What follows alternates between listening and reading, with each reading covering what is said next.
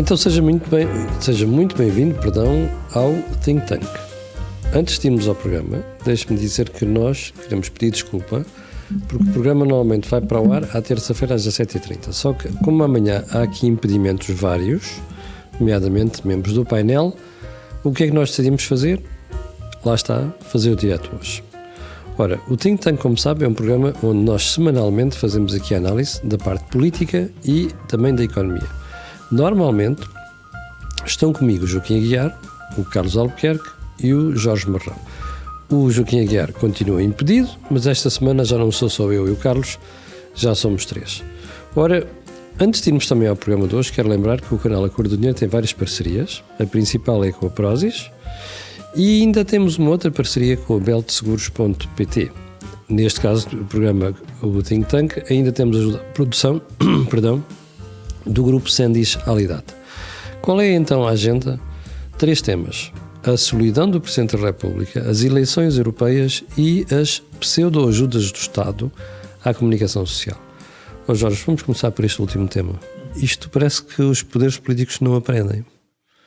Já não é a primeira vez? Julgo que não. Eu talvez também revelando aqui aos nossos espectadores como é que nós alinhamos a agenda.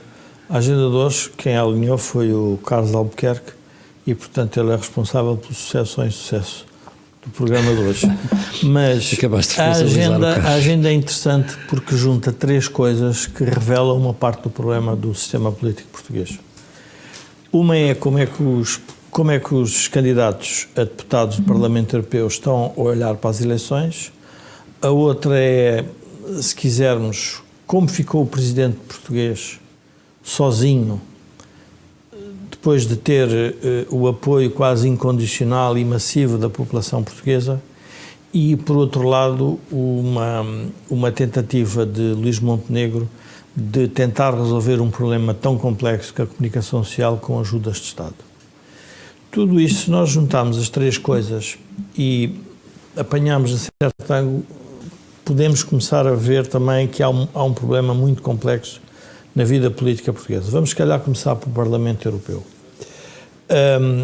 O que os candidatos a deputados do Parlamento Europeu estão a fazer é campanha para mudar a Europa ou para resolver os problemas paroquiais da Terra usando as eleições europeias. Eu acho que estou a ir pelo segundo. Mas sobretudo nesta segunda semana. Sobretudo nesta segunda semana. E revela o que é? Revela a fragilidade dos 2 grandes líderes do centro da situação política portuguesa, quer Luís Montenegro, quer Pedro Nuno Santos. E o que é interessante é que esta ideia, no fundo a ideia, eu vou tentar resumir a ideia que os candidatos quiseram nos propor. No fundo exportam os problemas portugueses para a Europa e querem importar dinheiro. Na prática é isso que eles estão a querer fazer. Habitação. O tema da habitação, tudo o que seja tema, os temas da imigração, tudo isso é uma complexo. Até reformas, houve alguém até que sugeriu pegar nos fundos estruturais para pagar reformas. Exatamente, fundos estruturais para pagar reformas. Eu essa aí tenho alguma simpatia, depois poderei explicar porquê é que tenho simpatia sobre essa ideia. Eu, mas, portanto, faço esta ideia de declaração de interesses eu não tenho. Exportar, no fundo é exportar problemas e importar dinheiro.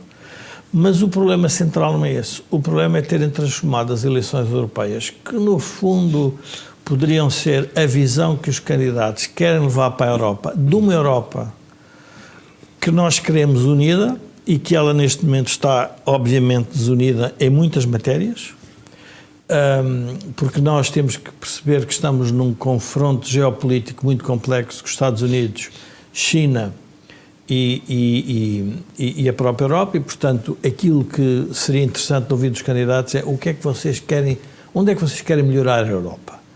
E eles não querem melhorar a Europa, o que eles querem é usar a Europa para melhorar a situação política portuguesa. Portanto, este é logo um primeiro ponto que eu obviamente não acolhi, nem simpatizo com a ideia. Depois revelaram os candidatos aquilo que também faz parte da política hoje, que é comprometerem-se com o que são dádivas aos cidadãos e em matérias complexas que não têm nada a ver com o calendário europeu. O caso de Sebastião Bugalho, isso foi evidente, dizer que não tinha estudado nem o aborto nem a eutanásia, mas a questão dos LGBTs já era uma coisa que ele já sabia como é que se podia ser ajudado.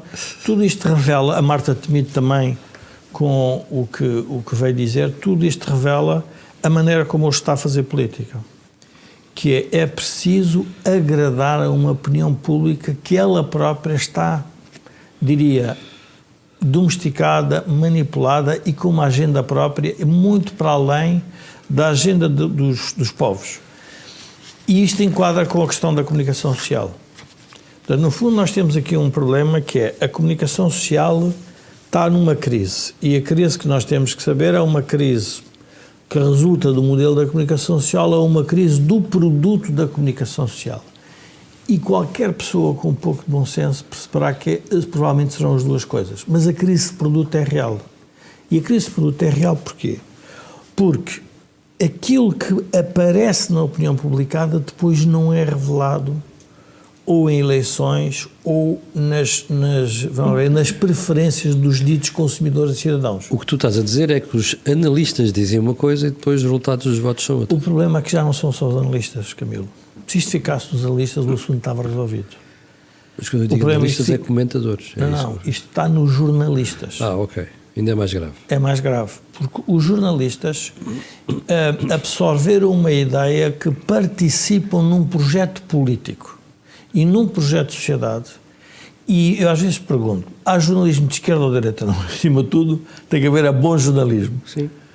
E que enquadra numa perspectiva à esquerda, numa perspectiva à direita, eu percebo. Mas não podem fazer a escolha dos factos para fazer vencer aquele projeto político que lhes parece que faz sentido. E isto é evidente em quê? Primeiro, na polarização dos próprios meios de comunicação social. Eu vi um texto, acho que era Bárbara Reis no Público, a atacar, por exemplo, a vertente editorial do Correio da Manhã. É verdade. E pensei para comigo, o que é que isto revela? Isto revela que os jornalistas absorveram uma parte dos problemas da sociedade e querem eles participar nisso. Eu diria, é razoável como cidadãos, é também parte da sua responsabilidade. Mas, acima de tudo, tem que respeitar a instituição jornalismo, que tem que estar acima um pouco dessas preferências. E, portanto, nós quando juntamos tudo isto, percebemos que há aqui uma crise muito mais profunda. Depois eu gostaria de lembrar que quem é que trouxe para o calendário europeu, se nós recordarmos, foi sempre um calendário de teste às lideranças.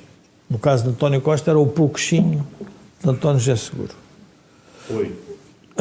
Foi, efetivamente. Foi um teste. Marcos Mendes veio já dizer que aquele que perder vai ficar fragilizado. Portanto, é a continuação da política local usando as eleições europeias. E a pergunta que eu fiz a mim mesmo foi: algum jornal explicou o que é que fizeram os deputados do Parlamento Europeu nos últimos 5 anos? Não. A pergunta é: então, mas esse é que é o escrutínio. O que é que os senhores fizeram? O que é que os senhores propuseram?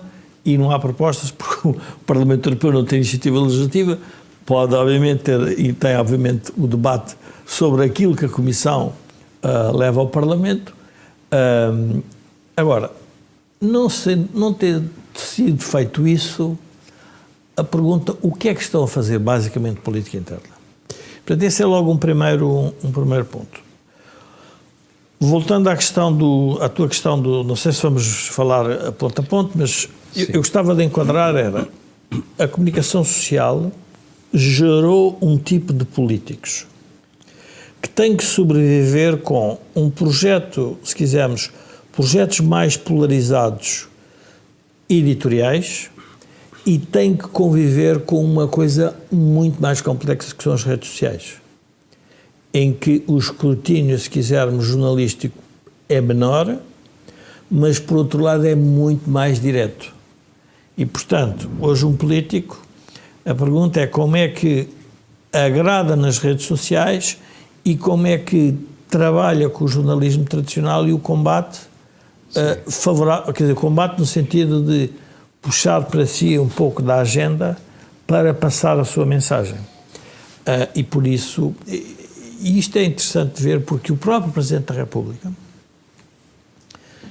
que ele é produto de uma criação televisiva também, se nós recordarmos o trajeto político de Marcelo Rebelo de Sousa, não é um projeto de sucesso do ponto de vista quando ocupou cargos, mas é um projeto político de comentador analista com muita qualidade, com muita proximidade, mas que depois na decisão se revelou aquilo que nós hoje temos, que é um presidente que tem que estar sozinho, porque provavelmente... E o presidente tem que estar sozinho porque a pergunta que eu fiz foi porque ele não compreendeu o povo que tinha, ou o povo não o compreendeu. As pessoas abandonaram o Presidente da República. E não é por acaso que ele agora começa a aparecer sem mediação, ou seja, aparece... no outro dia apareceu-me numa coisa da rede social ele roubar uma batata frita a uma senhora que estava a jantar. Agora apareceu num evento qualquer. Portanto, é um presidente que quer voltar à democracia direta. É um presidente que tem dificuldade em entrar agora na barreira da comunicação institucional, porque essa participou na criação do próprio presidente. Já lá vamos à parte do presidente. Carlos, gostava de ouvir a tua opinião em relação à questão dos apoios à comunicação social. Certo. Só para dar aqui, boa tarde em princípio, só para dar aqui uma nota, a agenda foi feita no diálogo entre todos. E é evidente que nós temos que ter aqui a agenda até para nos prepararmos minimamente para... Eu confirmo, para estar Carlos, aqui. isso é verdade. E, portanto, este foi um dos temas que discutimos, acho que era um tema. Não discutimos o tema, não discutimos o que vamos aqui dizer, mas discutimos os pontos fundamentais que vamos aqui falar. Este tema da comunicação social, já falámos aqui uma ou duas vezes sobre o tema. Sim, senhor. E sobre os apoios... que já no governo anterior se tinha falado nisso, já o próprio Presidente da República tinha falado disso. Por exemplo, tinha-se manifestado favorável. Por exemplo, eu lembro de ver um artigo de Alexandre Lucas Coelho que fortemente a apoiar a intervenção estatal no sentido de apoiar o jornalismo, um artigo no Público também. Gosto muito de Alexandre, mas não consigo estar de acordo com ele. Desculpa? Gosto muito de Alexandre, mas não consigo estar de acordo com ele. Eu também gosto, até sou irmão sou amigo do irmão dela, mas também não estou de acordo com ela, não é? Mas escreve bem, escreve muito bem. Aliás, escreveu um livro sobre a visita dela no México e no sítio onde a minha filha que viveu no México morava, e eu conhecia aqueles espaços todos que ela falava, mas era um artigo que era fortemente de apoio ao apoio estatal à comunicação social. O Jorge falou em temas fundamentalmente políticos daquilo que é hoje a comunicação social. Eu, por acaso, estive a dar algumas coisas sobre isto, que vão integralmente de acordo com aquilo que o Jorge disse, mas o problema da comunicação social vai muito mais longe. Eu, por acaso, esta manhã... Fui ver algumas notas de tiragens da comunicação social em Portugal. Números de tiragem. Números de tiragem nos últimos 20 anos, no site da Associação Portuguesa de Controlo de Tiragem. Os números que o Carlos vai dar são da APCT, a Associação Portuguesa de Controlo de Tiragens. Isto não é, eu acho que, nem opiniões, são factos. São números até à unidade. Em 2004 ainda não existiam praticamente digital, eram só tiragens de circulação. Em 2024, primeiro trimestre, havia informações sobre a circulação e o digital. Alguns exemplos. Correio da Manhã, no primeiro trimestre de 2004, tirava cerca de 119.099, portanto próximo de 120.000, neste momento está com 37.100. O Expresso, primeiro trimestre de 2004, a circulação eram 133.135, portanto 130 e tal mil exemplares por semana, neste momento está com 36.687. Este momento é o primeiro trimestre de 2024. Um exemplo, por exemplo, no jornal esportivo, o Record, a Bola não tem tiragem lá, mas o Record, em 2004, tinha 97 mil exemplares, neste momento está com 13 mil, o Record. O Jornal de Negócios, o Jornal de Notícias, sim, que era o jornal de grande circulação em termos... A diferença é abissal. Passou de 127.936 para 18.132. Eu estou a dar aqui um salto de 20 anos, mas eu também tenho valores dos últimos 10 anos e a queda já vem de 20 anos para os últimos 10, portanto não começou ontem nem anteontem. Só por curiosidade, jornais que também têm passado por enormes dificuldades de referência, New York Times, Washington Post. O New York Times passou de 1,2 milhões de exemplares neste período, 1.124.000 exemplares para 270.000. O Washington Post, que tem menos tiragem, passou de 750.000 por dia para 127.000. E, portanto, isto é uma redução que tem um impacto económico muito significativo. E mesmo que, por exemplo, jornais como o Expresso diz que tem 48 mil de tiragem digital, assinantes, ou o Público, que está com 10 mil de circulação e mais 51 mil de digital, do ponto de vista de receitas isto é completamente diferente, porque as grandes fontes de receitas dos jornais não era a circulação, era a publicidade. Mas a publicidade é impactada pelo facto das tiragens... A publicidade, ou seja, a circulação gerava proveitos de publicidade. O Jornal de Negócios, e nomeadamente, eu por acaso li isso com alguma curiosidade, nomeadamente uma das coisas que era mais importante nas receitas dos jornais eram os anúncios classificados.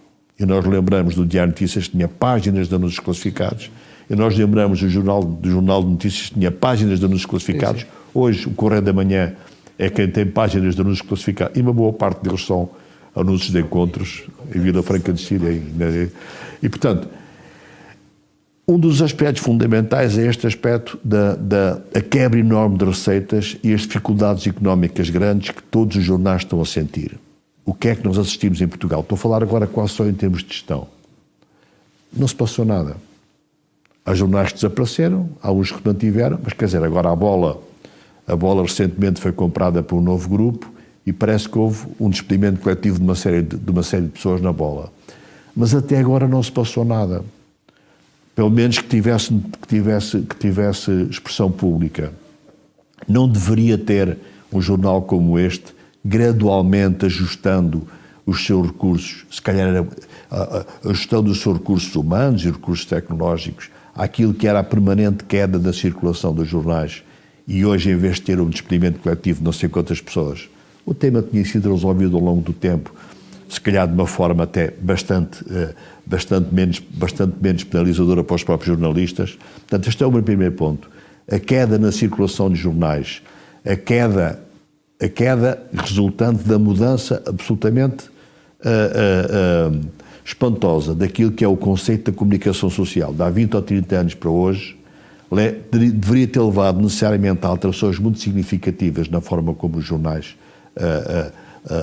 encaram o negócio, o jornalismo, o jornal enquanto também negócio, e acho que muitas vezes não foram. O que resulta que hoje os jornais estão com enormíssimas dificuldades do ponto de vista económico ou financeiro, é aquilo que me parece e está na vista. Aliás, a própria Visão recentemente também anunciou que tinha pedido um projeto de estruturação, uma coisa dessa. Isto depois tem impacto em termos da forma como a comunicação é tratada. Desde os tempos em que, e penso também foi o New York Times, que nos anos 70 começou com a lógica de ter opiniões externas. Não havia até os anos 70, os jornais não tinham opiniões externas. Tinha o editorial board. Tinha o editorial board. E é uma coisa que eles chamam op-ed, que são opiniões externas contrárias ao editorial board. Sim, sim. O New York Times começou com isso nos anos 70, e é hoje é muito estudado esse tema do New York Times, começar com esta lógica de opiniões mesmo contrárias ao opinion board, à opinião geral e à orientação do jornal, já como resposta a alguma tendência de quebra de quebra de informação ou de quebra de circulação dos jornais. Eu acho que isto, do ponto de vista de circulação, não vai parar. Aliás, todos sabemos que os nossos filhos não compram jornais, não é? Não sei quantos jornais venderão até aos 30, 35, 40 anos de idade. Ou seja, aquele pessoal que vai agora beneficiar do IRS, a sensação que eu tenho é que a descida no IRS não vai onde estão para os jornais. Não vai. Vai para as redes sociais, já para isso. Isto levou, em termos de independência, a quebras de independência, leva a quebras de independência dos próprios jornais. Os jornais os jornais e os jornalistas são basilares na democracia. É absolutamente fundamental. Quer dizer, nenhuma democracia sobrevive, nem vive de uma forma saudável se não existir este controle, esta sindicância permanente da comunicação social sobre a política, sobre a vida social. Alguém tem de fazer o escrutínio. Não é? Desculpa. Alguém tem de fazer o escrutínio. Alguém tem que fazer o escrutínio. E os jornalistas são fundamentais para isso. Agora, é muito difícil de ser independente quando o que está muitas vezes em causa é o próprio emprego. Quando está em causa é a solidez do jornal. Quando está em causa é a capacidade do jornal sobreviver. E o encontramos então, ponto número 1, primeiro, os jornais completamente abertos à opinião externa. Os jornais completamente abertos à opinião externa. Porque além do mais, isto tem o efeito que é a capacidade de ir buscar opiniões de fora, boas, más, assim, mas opiniões que eles não têm capacidade económica de contratar diretamente. E, por outro lado, com esta opinião externa também, se calhar, o nível de remuneração dos jornalistas são mais baixos, porque tem esta concorrência, muitas vezes gratuita, da opinião externa. Naquele dilema da pescadinha de rabo na boca, que é, mas eu pago muito, depois eu entro em déficit, mas também se não pagar muito, a pessoa não tem qualidade. E isto entra num processo autodestrutivo, que eu acho que foi aquilo que aconteceu com os jornalistas. O problema é que, mesmo com estas alternativas, as receitas não inverteram a tendência de queda. Exatamente. E, portanto, hoje o que é que temos? Temos, como o Jorge dizia, completamente verdade, temos os jornais a fazer opinião, os próprios jornalistas a fazer opinião. Quer dizer, a capa hoje do Público... Os jornalistas confundem editoriais com artigos de redação. Com opinião. E eu acho que, em alguns casos, evidentemente que há aqui os jornalistas mais formados e não sei o quê, e pessoas com toda a qualidade. Sim. Nós gostamos de ler todos os dias, gostemos ou não gostemos, concordemos ou não com a opinião, claro. E lemos todos os dias. Mas eu acho que há muitos jornalistas mais novos que, ponto número 1, falta-lhes preparação mais técnica sobre os assuntos que estão a falar. Eu ontem estava a ver um programa na Rádio Observador e estava a ficar assustado com o que falavam de economia, nomeadamente inflação e massa monetária da BCE. Eu dizia, Nossa Senhora, como é que dizem estas disparates todos? As escolas de jornalismo têm uma vantagem que é formar jornalistas, mas têm uma desvantagem que é formar gente que é absolutamente generalista. Não há especialização. E que depois não tem especialização. E qual é a tendência? A tendência depois é para muitas vezes radicalizarem a opinião, radicalizarem o jornalismo, irem buscar os aspectos que são sexy no dia-a-dia. E os aspectos sexy são sempre aqueles aspectos menos profundos, mais básicos, mais primários. E hoje temos um jornalismo que é muito primário. E as discussões, agora jogando com a campanha eleitoral, as discussões são muito orientadas pelos jornalistas. Quer dizer, no fundo, os meios de comunicação social são meios. As pessoas que moram no Cartacho, na Zambuja, Salvaterra de Magos ou em Vila Franca de Xira, tomam as notícias pelos jornais, não conhecem as pessoas, não conhecem pessoalmente ninguém. E os jornais condicionam tudo isto. E é a maior banalidade aquilo que são hoje as perguntas, aquilo que são hoje as questões. Quer dizer, questiona-se muito mais hoje um estudo económico, um estudo que terá sido feito por uma consultora para o governo. Aliás, um disparate total, pôr em causa o estudo de uma consultora. É um disparate total. É de uma tacanhez e de uma falta de capacidade de gestão atroz. Mas isso é outro tema. Ou seja, quem diz que um governo não pode utilizar um estudo de uma empresa especializada é de uma tacanhez atroz. Mas isso é irrelevante. Agora, andamos um dia a falar de um estudo que custou salvar 9 mil euros. Esse é outro problema. E os jornais pegam nisto, mas olha, o estudo foi feito e o estudo não foi feito. E o que é que foi o estudo?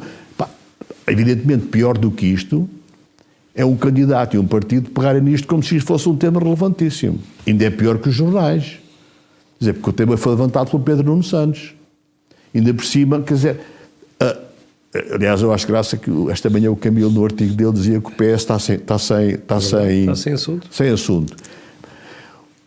Os candidatos, o que trazem para a lista são assuntos internos, que querem, como tu dizias, Jorge, bem, querem que lá fora se pague, lá fora, querem internacionalizar os nossos problemas e trazer para cá Pá, isso é uma fuga para aquilo que toca nas pessoas no mais básico e primário possível. De resto, ninguém sabe o que é que o Parlamento Europeu faz.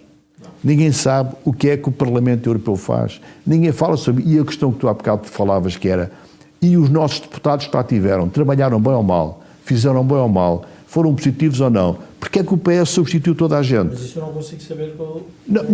Jorge, nenhum de nós sabe. Nenhum de nós sabe. Nenhum de nós sabe. E, portanto, quer dizer, a campanha, ponto número... Eu escrevi no outro dia que, há 2 meses atrás, que esta campanha ia ser ir para a Europa cá dentro. E nós o que estamos a fazer é ir para a Europa cá dentro. Os temas são nacionais, é isso que chega às pessoas. E é de uma falta total de eu não digo profundidade, digo pelo menos de uma falta total de uma discussão de temas concretos. Andamos à volta de temazinhos e agora vai ser não sei quantos dias com isto. Deixa-me só acabar com uma nota. Jornalistas. É evidentemente que isto chega ao poder e o poder o que quer é...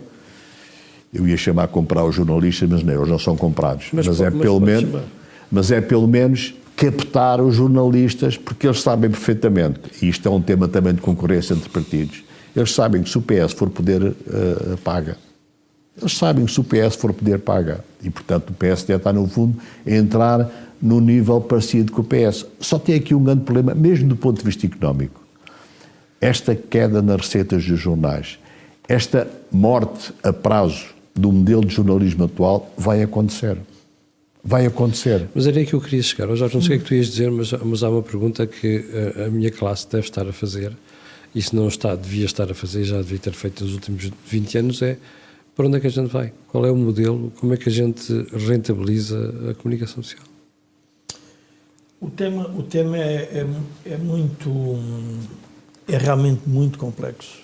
E a pergunta é se serão os Estados a resolver ou será o mercado a resolver. O que é que eu vejo com esta intervenção de Luís Montenegro sobre a comunicação social? O que é que pode revelar? A primeira é pode ser interpretado como uma falta de convicção sobre o papel do mercado para resolver os seus problemas. E vamos tirar o tema de ser jornalista e vamos pôr, se for ser construção naval, aviação, hotelaria, sapatos, não interessa. Há um modelo de negócio que entrou em declínio. Esse modelo de negócio entrou em declínio, mas nós, como sociedade, percebemos, e todas as pessoas já participaram nisso, ou grande parte já viveu isso, há declínios de modelos de negócios. A banca teve esse declínio, os têxteis tiveram, as confecções teve, houve deslocalizações, a tecnologia alterou tudo. Há pouco comentavas tu, num dia destes, o Vítor estava de férias, estava fora, mas estava a ouvir, comentaste tu o concerto da Taylor Swift. E a pergunta é, o que é que andam os artistas a fazer agora para o mundo inteiro a cantar? É porque perderam a receita obviamente que tinham na venda discos, dos álbuns. Discos, sim. Agora, e mudaram o seu modelo agora de são os negócio. concertos. Pronto, e estão-se a safar com os concertos. Portanto, o que é que aconteceu? Estes modelos de negócios, quaisquer que eles sejam, têm estas dinâmicas que ultrapassam aquilo que os Estados às vezes conseguem fazer para resolver. A pergunta é, tem um governo legitimidade, mas tem um governo que se imiscuir no declínio de um setor em concreto da sociedade? Eu diria que sim, porque a função de um governo é essa, de um Estado. A pergunta é como é que faz isso. E o como faz não é neutro. Uma coisa é eu querer fazer, outra coisa é como é que eu vou fazer. E vamos a pôr coisas concretas, e já há estudos sobre isso. Vamos admitir que, por exemplo, se não há impostos, contribuições sociais na classe jornalística. Pois vem logo a pergunta, mas até isso abarca o quê? Todos os jornais? Até os jornais também de entretenimento? A pergunta é, quais são os jornais úteis para a democracia? São os que relatam os divórcios e os casamentos e as motas, os carros, ou é só informação? Bom, e então começa aí o primeiro problema, que é como é que o Estado intervém e qual é o modelo de incentivos. E aí arranja uma grande embrulhada. E que depois tem que fazer a pergunta, porque é outra das coisas que a política portuguesa é, mas qual é o objetivo final? Eu te pergunto, mas qual é o objetivo final? É acelerar o declínio ou dar ou encontrar ressuscitar... uma solução. Claro, e esse vai ser um problema. Ninguém tem a solução mágica para isto. Agora, eu tenho que ser um bocado ambivalente na leitura disto. Porquê? Porque a verdade é que a globalização como se montou e a tecnologia e a absorção das redes sociais, quando eu digo redes sociais estou a incorporar os grandes, quisermos, participantes no mercado digital. Eles absorveram grande parte da publicidade e os Estados ficaram enfranquecidos. Em relação a isso, Estados como entidades autónomas. Não é por acaso, por exemplo, um debate que se podia ter feito nas eleições europeias era a ideia da Europa Federal, a Europa das Nações. Porque isto é o debate sério. Como é que as nações se defendem de movimentos de globalização que perturbam as sociedades locais? Este, por exemplo, é um caso em concreto. Ou seja, se de repente a publicidade toda que é feita em Portugal, que poderia ser feita em Portugal e que iria para um setor relevante, que era o jornalismo, vai para uma rede social e de repente nós perdemos esse controle. E, portanto, percebe-se que há um problema para resolver, não sabemos qual é a solução. Agora... Mas vocês têm pistas? Não, a pista, eu acho que há pistas, porque isso a nossa experiência vejo... de gestão é fácil. A pista de gestão é, primeiro é não querer ressuscitar o passado. Esqueçam isso. Qualquer setor que queira andar para trás, nunca funciona. Não vale a pena. É verdade. Não vale a pena. Mas aqui a preocupação era, what's the next big thing? What's the next big thing? Primeiro, eu penso que os grupos de comunicação fizeram já esse movimento. Os grupos de comunicação hoje, que nós reparamos, estão em quase todas as plataformas. Sim. Estão em todas as plataformas, portanto, estão a fazer um processo de aprendizagem. Mas aí volta à famosa expressão de Keynes. Keynes dizia que o problema não é adotar ideias novas, é livrarmos das antigas. E o peso do passado é muito grande dentro de todas as empresas que tiveram sucesso por causa do modelo. Sim. E há ali um conjunto de pessoas que acham que aquilo ainda é possível. Se eu fiz sempre bem isto e funcionou, porque é que agora não há de funcionar? E esse é um drama. Há tempos, e isto é importante para as pessoas perceberem porque é que nós temos de trazer este tema da tecnologia, deste movimento global para este debate. Porque isto é uma coisa que nós não... que é uma coisa muito séria. Vou dar um exemplo. Na saúde. Quando nós falamos na saúde, nós temos de fazer a pergunta de onde é que vem o custo da saúde. Não vem só dos médicos. Vem dos equipamentos, vem dos fármacos, é por aí que também vem dos meios de diagnóstico. Quem é que domina essa indústria? É uma indústria que não é portuguesa, está fora de Portugal. E, portanto, nós pagamos a importação. Um médico hoje, tive que fazer um exame e depois perguntei à médica, ela trouxe-me um equipamento altamente sofisticado e eu perguntei-lhe, se não tivesse este equipamento, como é que fazia isto? Ele disse, olha, não sei, não fazia. Mas o meu colega, o mais velho, pelo toque conseguia-me dizer. Tinha outra experiência. Agora, o que é que eu quero dizer com isto? Quero dizer é que as novas tecnologias introduziram um modelo no jornalismo que o jornalismo não se adaptou bem. E por isso, de repente, perde o caso concreto, que nós temos aqui um exemplo interessante, que é, tu estás num canal e vais para o YouTube, e vais para o Facebook, e de repente produzes informação que cada pessoa se torna um emissor para o mundo. Nós temos que perceber, as pessoas têm que perceber qual é a dificuldade hoje de uma... Vamos imaginar, o Carlos trabalhou nisso, que qualquer pessoa podia abrir um banco. Vamos imaginar, eu tinha uma loja, em vez de começar a vender parafusos, vou, mas a recolher depósitos e dar crédito. Isto era um problema seríssimo para os bancos instalados, porque de repente não tinham. Este é o problema do governo. Tem uma luta. Agora, a forma como... E depois aqui, porque é que isto se tornou, vai ser um tema político? Porque mexe num contrapoder. Ou seja, é uma ajuda a um contrapoder cujas intenções nós não conhecemos na totalidade. As pessoas podem interpretar mal esta ajuda. Os jornalistas perguntam, mas o setor tem que ser pensado e acarinhado pelo Estado? Naturalmente que sim. Porque se há um problema, então vamos ter que ajudar a resolver. A forma como foi feito, depois eu estive a ler, foi o discurso. O discurso é que me pareceu um discurso um bocado revivalista. Nós agora, a democracia assenta-nos ali, já sabemos. Mas depois dizem assim, mas está bem, mas então onde é que as pessoas hoje vão buscar a informação? As pessoas vão buscar a informação a todo o lado. E a pergunta é, mas quais são os órgãos de comunicação social que vão ser ajudados em concreto? E nós tivemos o exemplo em Portugal, e por isso é que isto é muito perigoso, esta intervenção. Sim.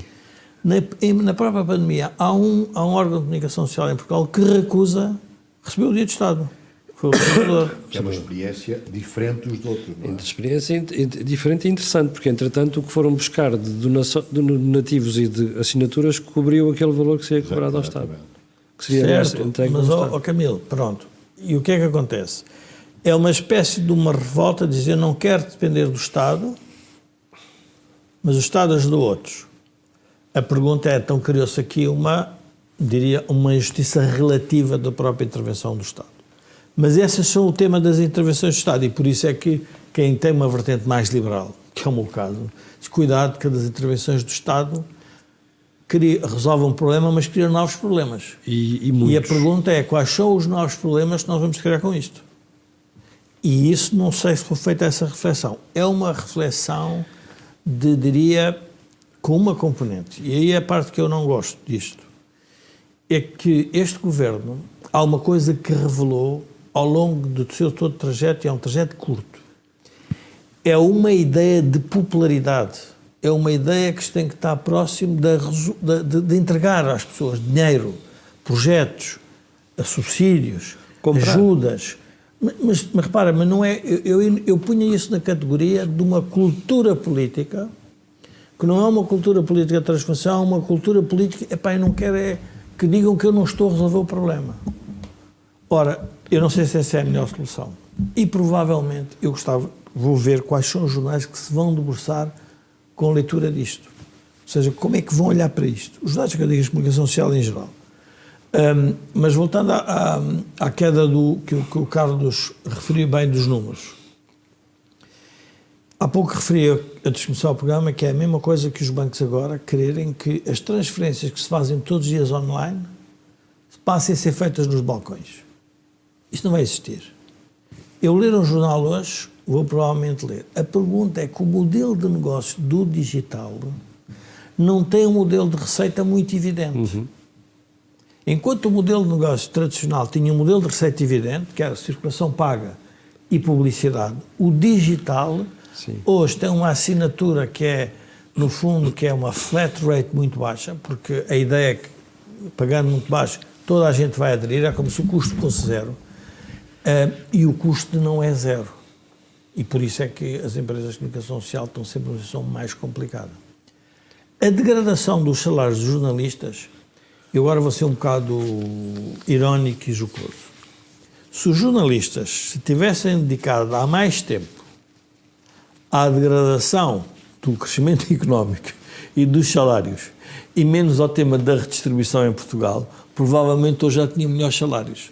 Porque os melhores salários, a pergunta que... as pessoas fazem sempre uma pergunta que é engraçada, que é, nós temos salários mínimos. Desculpa ter sido um bocado caótico, mas nós temos salários mínimos. Porquê é que o salário mínimo do Luxemburgo, sendo bem mais alto que o português, ainda assim não é suficiente para os luxemburgueses? É difícil viver com o salário mínimo. Mas há uma grande diferença. É que com o salário mínimo no Luxemburgo, aquelas pessoas têm uma qualidade de vida melhor. Em vez de ter um micro-ondas, podem ter 3. Em vez de ter um carro de 10 em 10 anos, podem ter um de 5 em 5. O que se quer dizer é que crescer os salários todos de uma sociedade é um projeto político nacional, não é de setores. E por isso o erro desta intervenção é vir dizer que há que arranjar condições para os jornalistas receberem mais. Não, há que arranjar condições para os portugueses todos receberem muito mais. E a partir daí a parte que vai para o jornalismo vai ser aquela que a sociedade lhe quer entregar. Porque nós temos debatido isso muitas vezes em privado, mas eu vejo cada vez com mais dificuldade como é que a generalidade dos eleitores não percebe isso, depois da pedagogia que a gente vai fazendo. Os eleitores vão percebendo, Camilo, eu acho que os eleitores onde é que os eleitores vão perceber? Os eleitores estão numa estratégia, do que eu me apercebi do resultado dos eleitorais, estão numa estratégia cínica. Aceitam tudo o que o Estado lhes dá, mas está a resolver problemas à sua maneira. Onde é que eu vejo isto? Na educação e na saúde. Continuam lá a fazer o que vocês querem, mas eu vou ter um seguro de saúde e vou pôr o meu filho a estudar numa escola privada.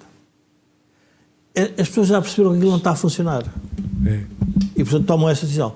Mas quando o político vem dizer, não, eu vou dar mais isto, e eles dizem, sim senhor, Adão, e eu se pergunto, mas será que eu também pago? Paga, mas resolve o problema dele.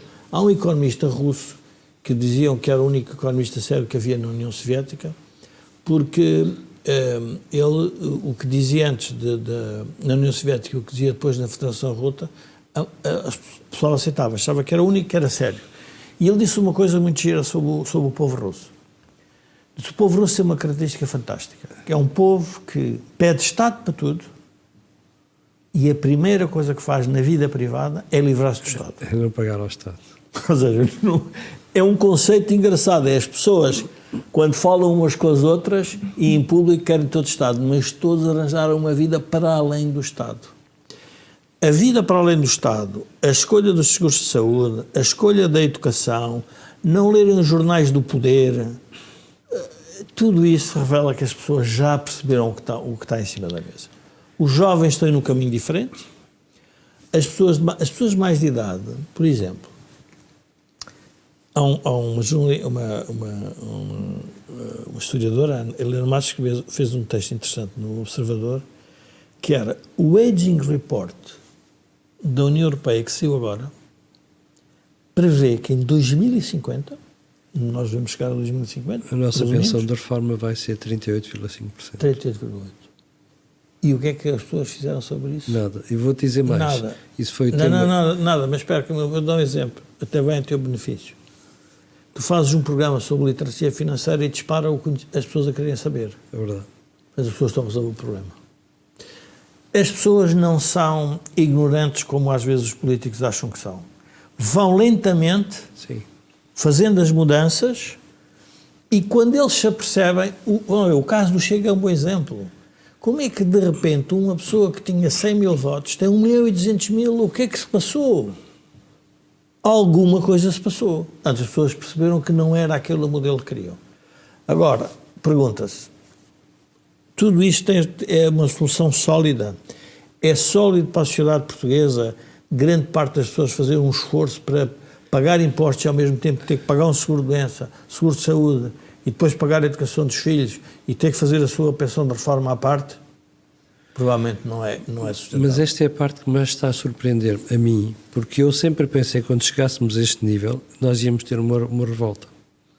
Camilo, e aí vem um tema que poderíamos introduzir interessante, que é a solidão do Presidente. Sim. Também podemos ler como a incapacidade que ele teve de fazer a denúncia disto. Porque nós estamos aqui a comentar e nós não temos a legitimidade política para influenciar o eleitorado. Sim, é verdade. Mas um presidente, eu aconselhava, já que ainda por cima se chama Marcelo, que fizesse conversas de Marcelo à quinta-feira e que viesse só dizer algumas coisas para fazer o sistema mexer. Porque nós não temos a legitimidade política para fazer, mas um Presidente da República tem. E essa solidão, as pessoas começam a perceber tudo isto. Não é preciso, não é preciso ter um curso de ciência nuclear, nem de economia, nem nada. As pessoas no dia a dia tomam decisões e dizem, mas porquê é que eu tenho que estar a fazer isto? E eles entendem. E por isso é que quem gosta de economia de mercado percebe sempre que a prazo o mercado corrige uma data de coisa. A curto prazo pode dar grandes desastres. A médio prazo pode dar também um conjunto de ineficiências. Sim. Pode dar monopólios, pode dar distorções, pode dar injustiças. Mas a longo prazo aquilo vai batendo certo, aquilo vai caminhando para o sítio certo. É verdade. Portanto, há aqui um tema que é muito complexo no caso do jornalismo, porque sendo um setor que tem dificuldade, o Estado tem que pensar sobre ele. A pergunta é como é que se intervém nos setores na sociedade, quer sejam de sapatos ou de jornalismo, mas ao mesmo tempo o jornalismo tem uma relevância diferente. e tem uma ligação com o poder que torna isto tudo muito mais difícil, porque as pessoas não vão perceber. Há um estudo, eu estive a ver um estudo sobre a questão da intervenção dos Estados. Aliás, a União Europeia, quando foi da pandemia, também se preocupou com o assunto, porque percebeu que, de repente, porque a formação, o Carlos há pouco dizia que o Carlos refere sempre à terra dele, salva a terra. É a terra que vai à cabeça. Pronto, ok, podias ter dito Porto Alegre, este dito Benedita, pronto, não interessa. Mas o que acontece? Aquelas pessoas têm que ler lá o sítio, têm que ter informação. E como é que chega a democracia às pessoas? Epá, é uma coisa tramada. Não sei se recorda, as pessoas já não se devem lembrar, mas na altura do 25 de Abril, dizia-se que quem tinha o poder fático e o poder de comunicação era a Igreja, que era nas homilias que os padres influenciavam as votações. Era um jornal da época. O jornal da época era quem faz opinião pública, era o padre na homilia. O Papa também faz opinião pública quando se pronuncia sobre os problemas mundiais. Isto não tem tema nenhum. Agora, essas pessoas têm que ter informação, por isso eu percebo a preocupação de Luís Montenegro. A forma como está a agarrar o problema é que me parece um pouco, diria, na lógica que eu estou a ver de a querer ajudar tudo e todos, parece uma lógica socialista demais para dar resultado. Mas pronto, será uma... Carlos. E efetivamente é uma lógica socialista, mas efetivamente na comunicação social, e só para, digamos, temos que terminar este tema, o modelo de negócio da comunicação social tradicional está em queda e vai desaparecer. Agora, as notícias têm que acontecer, as notícias têm que existir. Aquilo que são os produtores de conteúdos têm que existir. Não sei quem serão no futuro. Mas, efetivamente, o modelo atual de negócio na comunicação social está desde há vários anos e vai continuar em profunda transformação e é irreversível. É irreversível. Quando apareceram os automóveis, acabaram as carroças. Claro. Este modelo vai acabar, é o digital, é o que for, vai acabar, é irreversível. E, portanto, qual é o que é que os Estados se confrontam? O problema do Estado ou do Governo é que este é um setor que é um pilar também da democracia. É muito mais um pilar da democracia do que uma fábrica de automóveis. É um pilar da democracia.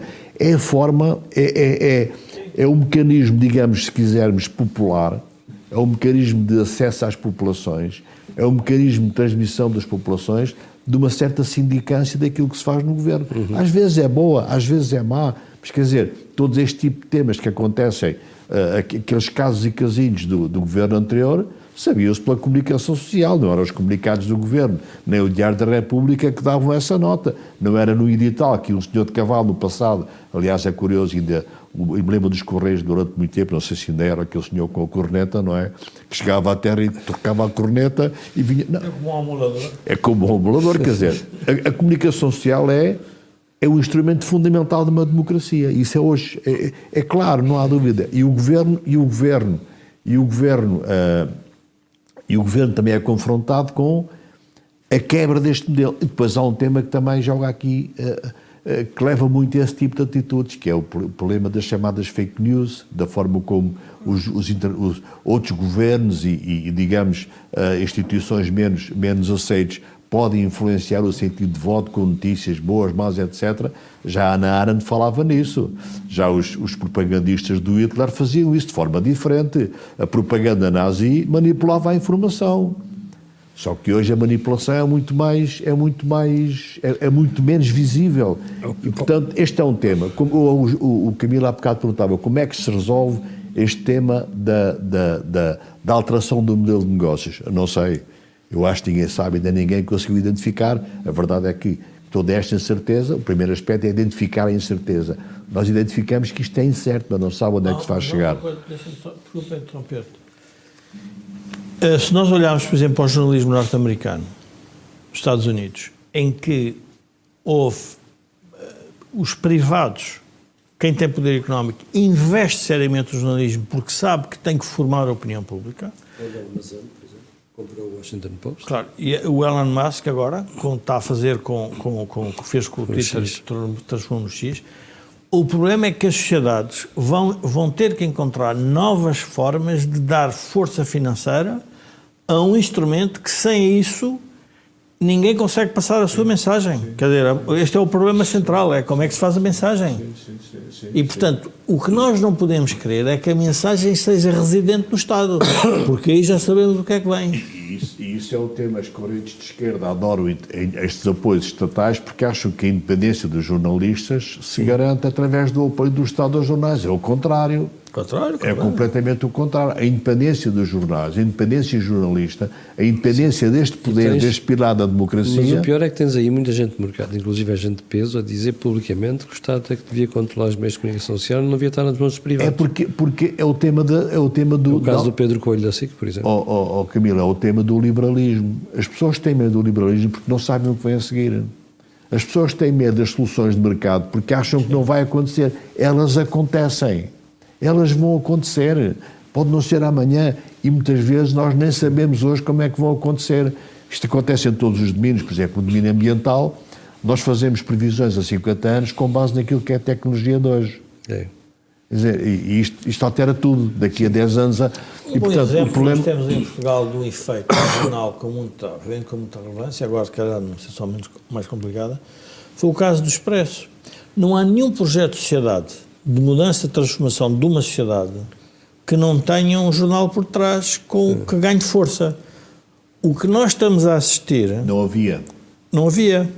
Porque é um projeto que nasce em 73, em que na altura em que a chamada Primavera Marcelista não estava a ser cumprida, e o jornal aparece porque... E estes projetos de sociedade, o que o Luís Montenegro está a fazer é sempre a questão do timing. Vão aparecer. Nós já percebemos, por exemplo, o caso do Observador. O Observador tem uma leitura política da realidade diferente e vem com outro. Qual é o drama? Se alguém à esquerda acha que não está bem, então que faça o seu projeto político e com financiamento. O Observador tem uma vantagem sobre os outros. É que não tem a incumbência...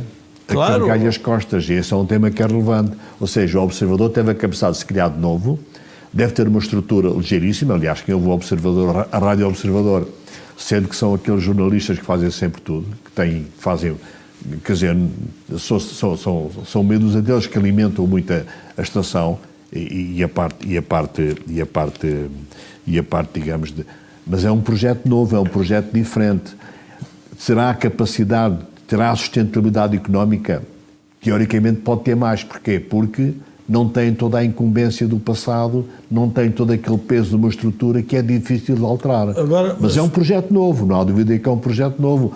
E até hoje não tiveram a tentação de fazer uma coisa em papel. Vão fazer umas coisas de vez em quando, mas jornal não. Carlos, desculpa lá interromper outra vez, não prometo não fazer mais. Mas uma outra dimensão que não tem nada a ver com a questão financeira dos jornais e tem a ver com a concepção jornalística e editorial da vida pública. Quando se discute o plano de emergência que custou se um plano de emergência custa 9 mil euros e resolve o problema da saúde em Portugal... Venham lá outros planos de emergência. Venham com os planos que vocês quiserem. Portanto, e porquê é que nós estamos a discutir isto? E eu pensei, porquê que estamos a discutir isto? Jorge, não sei. Jorge, mas esse nível de discussão é absolutamente marxista. Porque o que está em causa, e hoje criou-se esta distinção entre Estado e privados. Os privados são interesseiros, o Estado cuida de todos nós. É uma visão absolutamente manicaísta e marxista e, quer dizer, o Estado, qualquer grande empresa de sucesso, qualquer grande empresa estrutura-se, faz a sua evolução, utiliza consultores especializados. O que é um bom quadro se não um consultor dentro da empresa? Não, mas utiliza consultores. As empresas de consultoria são empresas que criam valor, criando novas soluções, inovando, ajudando na inovação. Carlos, mas eu gostava de te ouvir sobre a questão da solidão do Presidente da República também. Certo, e só para acabar este tema, portanto, qualquer apoio, eu acho que o Governo neste momento está só a alimentar esperanças, não está a fazer mais do que isso. O tema da comunicação social é só alimentar. Sim, se calhar, cuidem de nós, se calhar nós também vamos cuidar de vocês. Eu acho que a mensagem é um pouco essa. Não nos ataquem muito, porque nós também podemos fazer o mesmo que outros fariam. E, portanto, esse é um tema que é... Agora, neste momento, do ponto de vista financeiro, apoiar a comunicação social, eu acho que é a fundo perdido. porque não há aquele modelo de negócio vai desaparecer e não vai ser capaz e não vai ser capaz, a não ser capaz por publicidade, como a fizeram da outra vez. O Presidente da República sozinho. E a solidão do PR? Será que é de hoje ou se calhar foi sempre um homem solitário? Mas acentuou-se, não é? Acentuou-se. Agora acentuou-se porque ele fala menos. Agora acentuou-se porque ele aparece menos na comunicação social. Agora acentuou-se porque ele se defende menos. Às vezes nunca sei se falar tanto não é também um sinónimo de solidão, e ter que estar sempre a falar, ter que estar sempre no palco é um tema justamente de solidão. Isto é pessoal, acho que o tema das gêmeas o afetou bastante pessoalmente. Nós falámos aqui há 2 ou 3 programas sobre o tema dele e o tema da relação dele com o filho. E o episódio da devolução aos países colonizados também. Esse é o tema das gêmeas, o tema da relação dele, que é um tema também que toca na família, da relação dele com o filho. Eu acho que esta comissão de inquérito, e o Chega está a fazer muita força, eu acho que esta comissão de inquérito ainda o vai abanar mais. E claro, o tema daquele jantar com os jornalistas, em que ele disse aqueles disparados. Claro. Aquilo é uma coisa. E eu acho que estes 2 temas foram 2 temas Mas que não achas que bastante. o Presidente está com medo? O Presidente está com medo? Sim, neste caso das gêmeas, por exemplo. Não, eu acho que ele está com medo. Eu acho que o tema é um tema que o abalou bastante, quer do ponto de vista familiar, mas acho que ele tem receio das conclusões, porque efetivamente, quer dizer, ele não disse ao filho, ao filho, desculpa lá, e segue os trâmites normais. Ele fez prosseguir aquilo que foi o contacto inicial do filho. E é evidente que o filho usou o nome do Presidente para fazer o que fez. A comissão de inquérito tratará disso. Era importante ter uma comissão de inquérito? Eu, neste caso, tenho dúvidas. Porque vamos aqui, se calhar, não sei, às tantas, faz sentido encontrar tudo aquilo que não se encontrou. E não sei até que ponto quem vai ser quem vai ser mais tocado, se é o Presidente, são os membros do governo anteriores também, que também estiveram envolvidos. Isto é uma lógica que é uma lógica perversa, e o Chega também ganha votos por causa disto, porque há aqui todo um conluio de uma série de interesses de toda a gente que se defendem uns aos outros. É um poder, na prática, é todo este universo de poder que se está a defender. Voltando ao Presidente, acho que o tema do coisa, eu acho que esse é um tema para ele, parece-me que o afetou bastante, acho que o tema da conversa dele com a comunicação social, estar estrangeira, estar ali 4 horas a falar em temas com os maiores disparates, também o afetou, mas como dizia o Jorge, ele agora já está outra vez a ir para os sítios, para as feiras, para os mercados, para tudo isso, quer dizer, e juntamente com o público. Jorge, disseste há bocado que ele está numa lógica de desintermediação, ou seja, mas ele sempre teve, não é? Ele sempre teve, ele é um homem que tem sempre o contacto pessoal. O que é pena, e volto outra vez ao tema de alguma sacralização do poder, ele desacralizou completamente o poder. Ele desacralizou o poder, e o poder tem que ter algum nível de sacralização. O Presidente da República tem um estatuto, e o estatuto não é inócuo às suas práticas. E ele não foi capaz de preservar o estatuto daquele lugar. Falámos em termos Perdeu a credibilidade dele, perdeu a credibilidade da instituição de presidência. E deixamos de ter confiança nele. Acho que as atuações dele na marcação de eleições antecipadas, na forma como marcou as eleições, dando um prazo para ser aprovado o orçamento, que eu chamei a isso de engenharia constitucional, um bocadinho pescando aquela lógica da engenharia social ou da engenharia fiscal, foi engenharia constitucional. Acho que ele devia ter dissolvido o Parlamento, marcava logo eleições. E as consequências que teve, quer aqui, quer na Madeira, ou seja, a marcação de eleições, da forma como ele fez, foi um ato isolado, foi um ato dele, foi um ato... Foi quando teve mais sozinho. Foi um ato em que ele tomou sozinho, contra muitas opiniões, e na minha opinião, mesmo contra a própria Constituição. Quer dizer, o Primeiro-Ministro sai, nós não elegemos, quando elegemos nas legislativas, não elegemos um Primeiro-Ministro, elegemos um Parlamento. E se aquele Primeiro-Ministro não serve, pode-se arranjar outro. Pode custar muito a quem, por exemplo, não gosta do partido de poder. Mas é assim, as eleições são assim. Eu acho que ele ficou fragilizado pela forma como marcou as eleições, ou como dissolveu os parlamentos, quer o Nacional, quer o Parlamento da Madeira. Acho que acima dessa fragilização Acho que ele ficou muito fragilizado com o tema da devolução daquilo que são as coisas e da entrega de pagamento de indemnizações aos países antigas colónias portuguesas. É um disparate total. A forma como ele tratou na altura o António Costa e o Montenegro nessa conversa é um disparate total. Perdeu. E depois, do ponto de vista pessoal, acho que o tema da família, o tema dos gêmeos e o tema da Comissão Parlamentar de Inquérito são determinantes. Ele está isolado, ele vai ficar calado? Não vai. Ele há de ir ao futebol, há de ir aos jogos de futebol, há de ir ao Campeonato da Europa, há de ir ver jogos, eu não percebo porquê. Ontem eu estava a comentar o jogo dos Sub-17. Diz, Jorge. Eu acho que nós temos aqui no Think Tank temos o privilégio de ter aqui o Joaquim durante muito tempo. E o Joaquim trouxe-nos sempre uma perspectiva da presidência muito útil e que eu acho que este presidente não acolheu, que é um presidente que lê a realidade e antecipa os problemas e obriga a sociedade a mexer-se. E quando nós olhamos para numa perspectiva longa deste presidente, o que é que ele realmente fez? Foi a descrispação com António Costa, foi a uma certa... Agora, mas a sociedade hoje está muito mais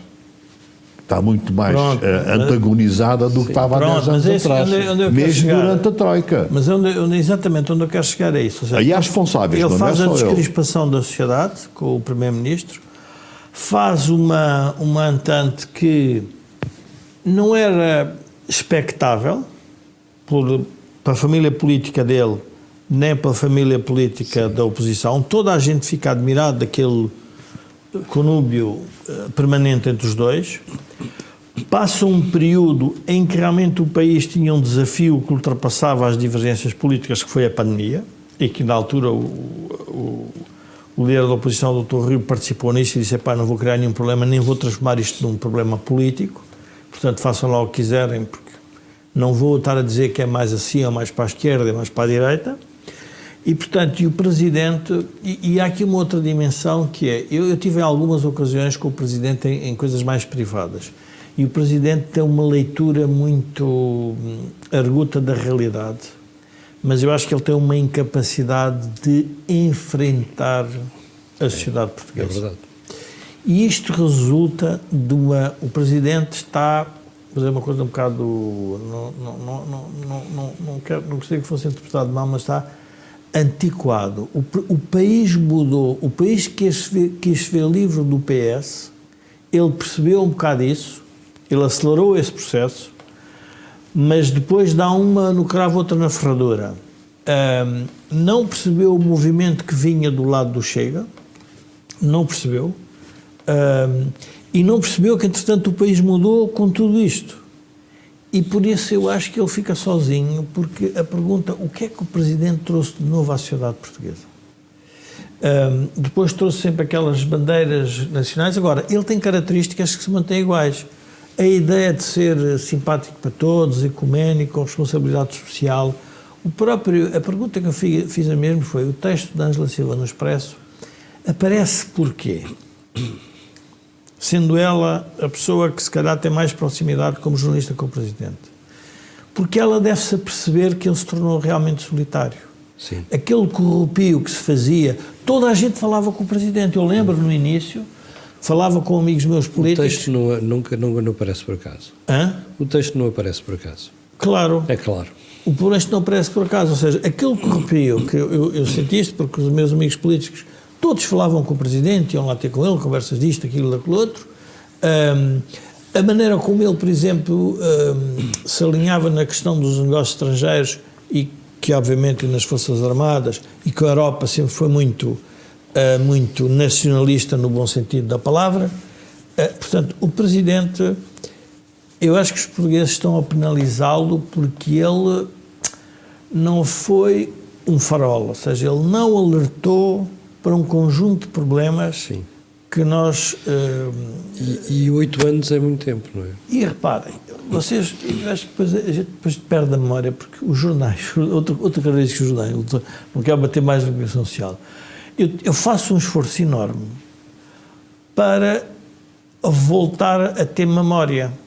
Porque um jornal deveria ajudar-nos a ter memória. Eu ainda, depois lembrei-me, o Presidente, por exemplo, o que é que foi feito do PRR?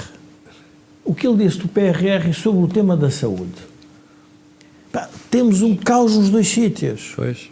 E não tirou consequências disso, não foi capaz de dizer, e hoje poderia dizer a mesma coisa a Luís Montenegro e dizer a Pedro Nuno Santos, vocês organizem-se, porque nós com o PRR estamos a falhar, nós na saúde estamos a falhar, e martelar isto até à exaustão. Não, o Presidente arranja factos, arranja atividades paralelas que permitem estar nessa linha de proximidade. Mas esse é o tema também que há bocado da comunicação social é igual. Há uma enormíssima incapacidade de tomar decisões de uma forma a tempo. Sim, e, portanto, vamos sempre adiando as soluções. Sempre. E parece que a lógica que para mim é mais... Lembra-se do PEC 4 do Sócrates? Sim. Era o PEC 1, não funcionou, veio o 2, não funcionou, veio o 3. Planos de habitação? Sim. Mas o do Sócrates é muito claro. Achamos sempre que aquilo funciona. Porquê? Porque é difícil tomar, antes de tempo, medidas radicais. Sim, mas é muito difícil tomar medidas radicais. Agora voltando à memória, é uma coisa que temos de dar o benefício a Luís Montenegro, que é, se eu me recordo, o PS, durante os primeiros anos, fazia PowerPoints e tinha soluções para tudo. Era planos em PowerPoints, nunca mais, mas nunca concretizou nada. E o Montenegro está a ser eleitoralista. Não é isso, mas está a dizer, eu vou baixar, eu vou fazer portanto, está a querer pôr na lei. Ou seja, não faz campanha só. Ou seja, estou a dizer, continua a ser muito popular, é muito magnânimo, quer distribuir o que não tem. Eu acho que isso vai aparecer mais tarde ou mais cedo.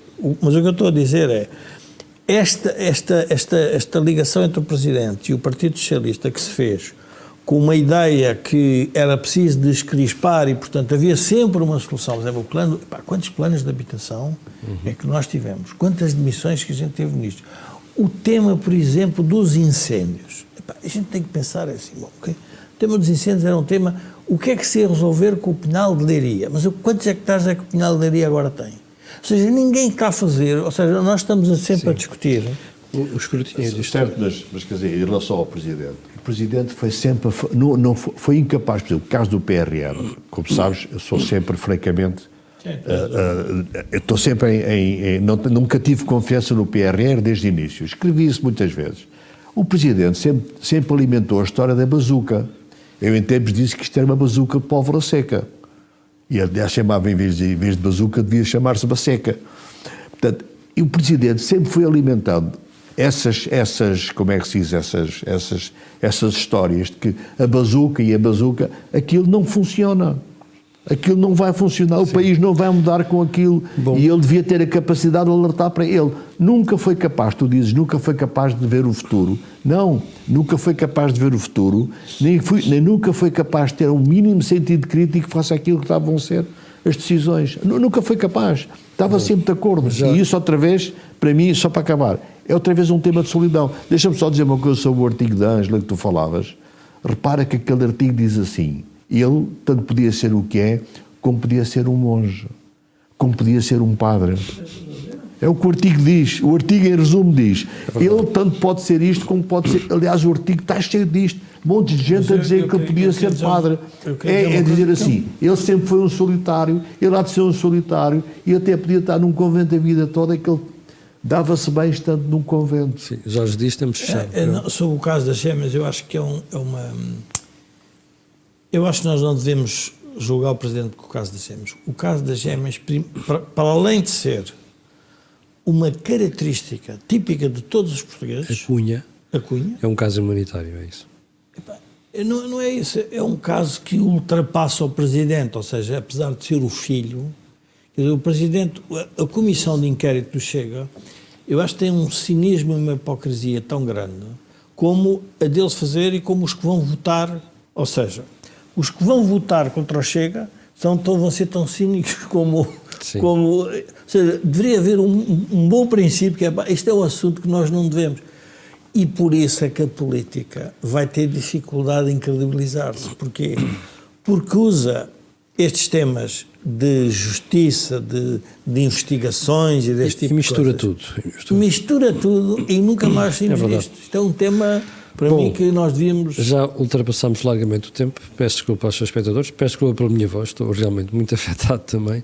Mas antes de irmos embora e agradecer a estes senhores, quero lembrar que o canal A Cor do Dinheiro tem várias parcerias, a principal é com a Prozis, mas também temos uma parceria com a Belo de Seguros e nesse caso concreto deste programa ainda ajuda a produção do grupo Sandy e Zalidata. Fique bem, nós voltamos na próxima terça-feira, não é amanhã, é da manhã 8 dias. E antes de irmos embora também quero lembrar que aquilo que peço sempre que é colocar um gosto, fazer partidas nas redes sociais e subscrever o canal. Quanto a mim e Ciam, até amanhã às 8 da manhã. Muito obrigado.